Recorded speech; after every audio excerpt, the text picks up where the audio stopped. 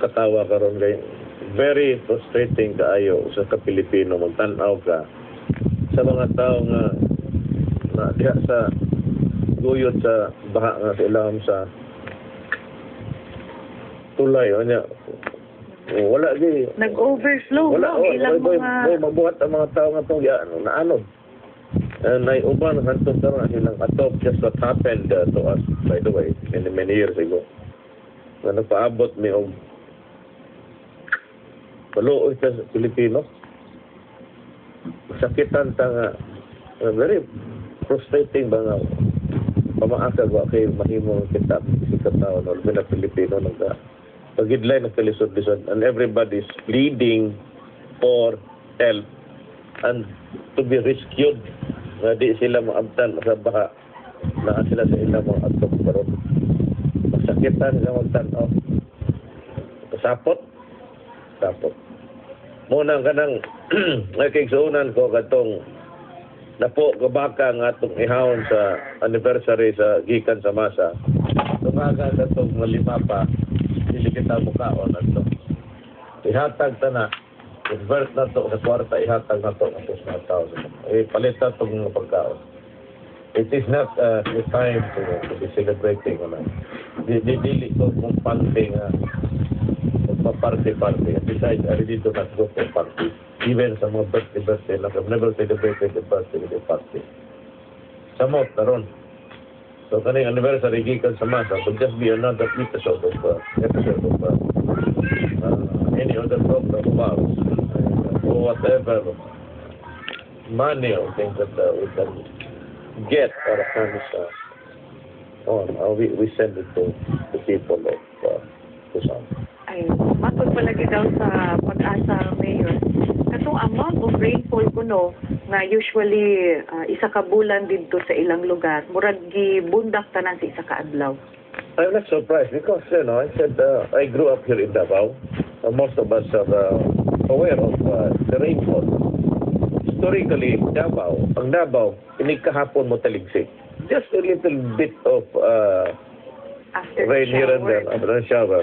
And that's the reason why Davao is green and has a good climate and has responded to the demands of agriculture because of the rainfall. It's always about mga kuwan lang na ito, mga 50s, about 36, 37, mga gani, it's about thousands. O niya, mubaha gani karon, uwan gani, tulong doon ka daw na tag-ong overcast. So, ang may buhato na ito, dili naman ginapugan. It is not really a matter of drainage. Dili na ni kanal. Basig asa tas kalibutan, mga Chicago, mga New York, mga France, baha, dili tanan, basig desierto nga to Texas. Unusually large amounts of rainfall. Because we have destroyed environment. Giguba na itong kalibutan and it is not repairable, if that's the word. Di na ma-repair, evident na next 50 years. Ang ilang correct na to kinanatag 50 anyos so mag-ihapatag 50 anyos ano yung maabtan po na akong apo po ang problema na to is here to stay we cannot recover the damage itong danyo sa kalibutan na i-inflict atong gihatag sa kalibutan and this will visit so many generations from us bot pasabot mo bisita panig pila anak sa imong apo hantod maanda talaga kita nga po ni ang klaseng atong kalibutan. And that is why Davao City has to prepare. Nga, ayaw, basikin may laki, manghambong ang iyang project, dire. Dili na madala. Because, ang tubig nga gikan sa langit, na mong ilayer, tawag nila. O yung pollution na diha. Murag nag-cover na ba? Ayun, lain ang panganod. Pero nang init nga mulusot nga to, kalibutan init, na yung mga factory, di na makagawas. Mubara na. So, sige init og tugnaw, tutaw na, sige suyop. Magsuyop og tubig sa dagat, tanan.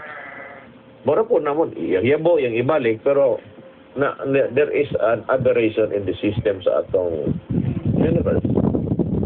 I mean, planet. Global warming na karon. Muna, Mabel, it's reminds me also to talk about ang atong 911 nga rescue, medyo guba na, dilapidated na mga equipment. We have to invest una ako mahawa.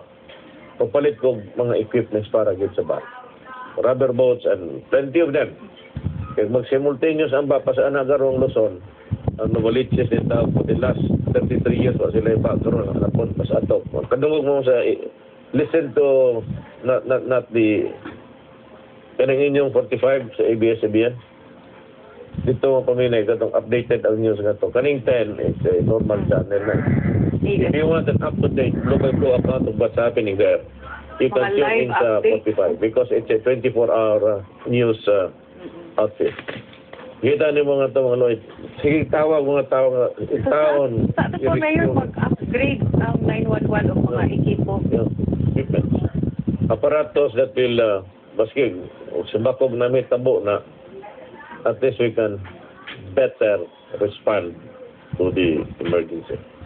Ayun. Paliton ko na before, there's always a lesson to be learned every day from the events that's unfolding before our eyes, Pilipinas. So, before December, anak ko, inuna ko lang sila, liyamak si, kung ano yung mga usaon.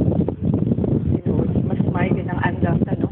Doon ay mga live coverage o live update sa ANC mga kaigsuunan o syempre diri gihapon sa atong istasyon o sa DXAB 1296 ug andam pod mo dawat ang ABS-CBN Davao sa maski unsa nga tabang gusto ninyo ihatag dito sa mga biktima sa Luzon no. Andam ang ABS-CBN Davao sa pagdawat. In the meantime, Mayor, na atay report gikan sa City Information Office ato sa Palutson, ang report gikan sa CIO. Una pagyasa ni Davao City Mayor Rodrigo Duterte ang ika-24 katuig nga kasaulugan sa araw ng barangay Pampanga kung asa gihatag ang mensahe sa mayor sa mga mulupyo sa maong barangay nga dili sila angayng magtinero kutang kabubuton sa lokal nga gobyerno tungod kay ginabalik lang sa gobyerno ang kwarta sa katawhan pinagi sa buwis.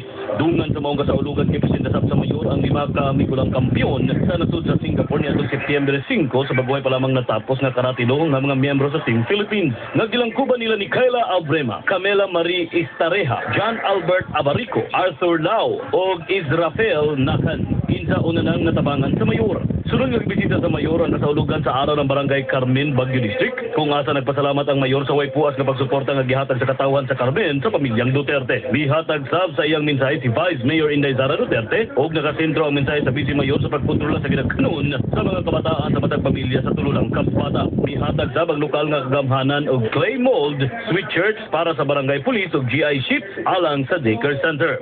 Gibisita ni Mayor Rodrigo Duterte ug Inday Sara Duterte ang ika-19 katuig nga araw ng barangay Balingaing kung asa personal gikumusta sa mayor ang kahimtang sa ato mga kaigsuonan sa maong barangay. Samtang gipasabot sa Vice Mayor ang kaminungdanon sa pagkontrola sa ginaganon sa ilang mga kabataan. Nito lang opisyal sa lokal nga gobyerno usa ka TV ug DVD alang sa daycare center. Human gibisita ni Vice Mayor Inday Sara Duterte ang barangay San Isidro sa ilang araw ng barangay. Gawa sa pagbisita sa Vice Mayor sa San Isidro, gidambagan sab sila sa Vice Mayor nga kontrolon ang ginaganon sa ilang kabataan sa tululang kabuok aron ila kining matuto og maedukar. Mihatag sab ang lokal nga kagamhanan og duha ka TV ug duha ka DVD alang sa daycare center sa barangay San Isidro. Gibisita sa mayor ang kasaulugan sa ika-27 katuig nga araw ng barangay Tacunan, Marilog District. Kung asa gisaysay sa mayor nga una pa man matapos ang iyang termino, nagpasalamat siya sa mga residente sa maong barangay tungod sa suporta nga gihatag sa katawan sa iyang pamilya. Tuwasab si Mayor Rodrigo Duterte sa pagsaulog sa ika-50 katuig nga araw ng barangay Manuel Kianga, kundi gipanginaot sa mayor sa syudad nga magpabilin ang ilang pagsuporta sa katawan sa iyang kapitan o iyang gikumusta ang kahimtang sa maong barangay. Mihatag sa duha ka computer si Mayor Rodrigo Duterte sa Emilio Estorpa National High School sa Manuel Kianga. Gibisita ni Mayor Rodrigo Duterte ug Vice Mayor Inday Sara Duterte ang kasaulugan sa araw ng barangay Tigato kung asa nang apod-apod si Inday Sara og food pack sa atong mga igsoong Muslim sa maong lugar. Wala pa kiyasa ni Mayor Rodrigo Duterte ang mga katawhan nga naginam-hinam na makita og mabati ang mensahe sa mayor sa kasaulugan sa ika-22 katuig nga kasaulugan sa araw ng barangay Saloy sa Kalinan District. Mga nagkadaiyang suliran sa atong mga kaigsunan ang gitutok